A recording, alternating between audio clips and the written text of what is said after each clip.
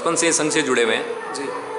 और अभी भी आप एक राजपूत युवा परिषद के नाम से संगठन चला रहे हैं युवाओं का। जी बिल्कुल। मैंने सुना है कि हमारा जो अग्रणी संगठन है क्षेत्रीय युवक संघ, उसकी एक शाखा है प्रताप फाउंडेशन। बिल्कुल है सर। और वो प्रताप फाउंडेशन अभी चुनाव चल रहे हैं तो उन्होंने राजपूतों में राजनीतिक चेतना जागृत करने के लिए या और जहाँ जहाँ राजपूत चुनाव लड़ रहे हैं उनको मजबूत बनाने के लिए वो अपने हर क्षेत्र में दौरा कर रहे हैं। और तो एक हिसाब से वो अपने समाज को राजनीतिक तौर पे सबल बनाने की कोशिश कर रहे हैं। तो उनका ये जो प्रयास है क्या वो ईमानदारी से हो रहा है और किस तरह से उनका कार्यक्रम है या किसके फेवर में, समाज के फेवर में या किसी पार्टियों को लाभ पहुंचा रहे हैं, उसके ऊपर मैं आपके विचार जानना चाहूँगा।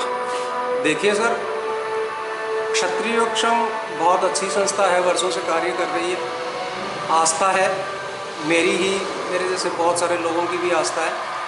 प्रताप फाउंडेशन क्षत्रिय युवक संघ की राजनीतिक विंग के रूप में काम कर रहा है। पिछले विधानसभा चुनाव में प्रताप फाउंडेशन जो क्षत्रिय युवक संघ के संस्थापक थे, उन्होंने ये घोषणा की थी कि जहाँ से राजपूत कैंडिडेट खड़े हैं वहाँ हम राजपूतों के साथ हैं। हाँ जी, हाँ जी। और बाकी जगह हम बीजेपी के साथ हैं। तो पिछली दफ़ा भी ऐसी कई कॉन्स्टिट्यूंसीज थी जहाँ प्रताप फाउंडेशन ने राजपूत कैंडिडेट्स का विरोध किया, जिनमें मैं आपको स्पेशली बता दूं, डीडवाना थी, आपकी चोरू में राजगढ़ थी, आपकी नागौर की खींवसर सीट थी, जहाँ इन्होंने राजपूत कैंडिडेट्स का विरोध किया।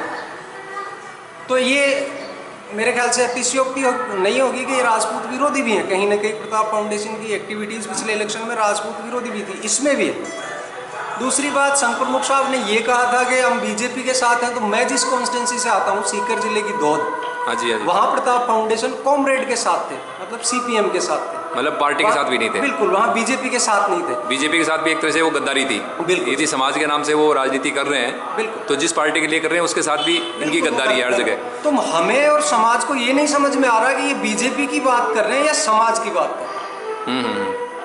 कहीं ना कहीं प्रताप फाउंडेशन पथभ्रष्ट हो चुका है। उसका जो उद्देश्य था राजपूत कैंडिडेट्स विधानसभा में अधिक से अधिक पहुंचाना, लोकसभा में अधिक से अधिक पहुंचाना, उससे कहीं विपरीत कार्य कर रहा है। राजपूत युवाओं को विधानसभा में मेरी सोशल साइट्स पे मेरी बहुत सारे स्वयंसेवकों से बात हुई है जो जालोर, बाड़मेर उस एरिया का है, तो वो ये मान के राजी नहीं है। वो कह रहे हैं जी कि संघ से हमें तो ये निर्देश है कि भाई राजपूत उम्मीद प्रत्याशी का समर्थन करना है जी। लेकिन यहाँ पे ये उल्टा हो रहा है, जबकि उनके पास मैसेज है कि भाई प्रताप फाउंडेशन डीडवाना खीमसर यहाँ पे राजपूत प्रत्याशियों का समर्थन कर रहा है। तो उस पर क्या कहेंगे आप? जी, मैं निवेदन करना चाहूँगा उन सभी स्वयंसेवकों से कि वो डीडवाना विधानसभा का दौरा करके देख जाए।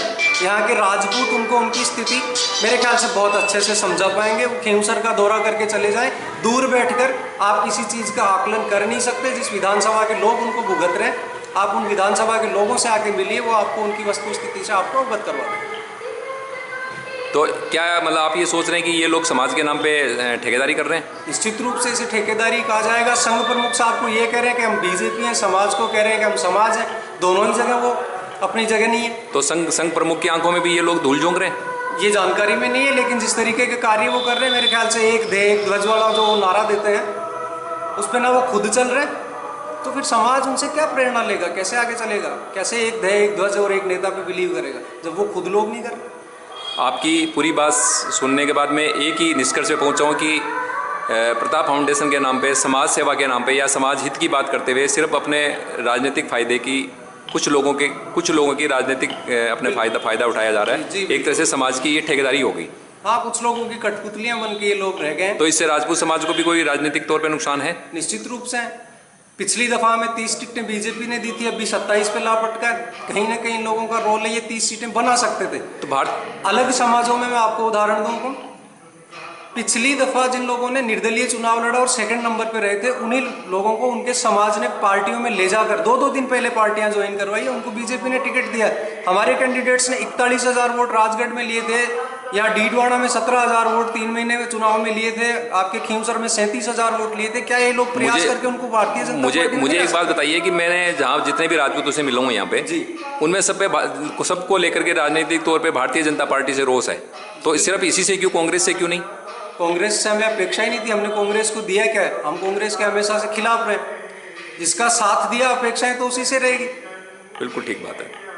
तो जो नाराजगी है लोगों को इसलिए है कि भाई हम आज तक साथ रहे और हमें यहाँ पे महत्व नहीं मिल रहा है। निश्चित रूप से आम राजपूत ने भारतीय जनता पार्टी को राजस्थान में स्थापित करने के लिए खून और पसीना एक किया, और उस राजपूत को उस पार्टी से दूर किया जाए तो तकलीफदेह होगा, समाज में रोष भी होगा, और उसका नतीजा मेरे ख्याल से बीजेपी को कहीं ना कहीं भुगतना भी पड़ेगा। इनकी रैलियों में भैरू सिंह जी का जो चित्र नहीं लग रहा है या उनकी उपेक्षा की जा रही है, उससे भी क्या समाज में रोष है? बिल्कुल आक्रोशित है समाज। जिन महापुरुष ने भारतीय जनता पार्टी का अस्तित्व, यहाँ 47 से 50 दलों को निगल कर भारतीय जनता पार्टी का अस्तित्व बनाया, आज उसी महापुरुष को, वो मेरे ख्याल से पार्टी के लिए समाज से ज़्यादा बड़े महापुरुष हैं, उन्होंने इस पार्टी का अस्तित्व बनाया, उनको नकार कर आगे बढ़ना मेरे ख्याल से कहीं ना कहीं पार्टी के संविधान के अनुरूप भी वो लोग काम नहीं कर रहे।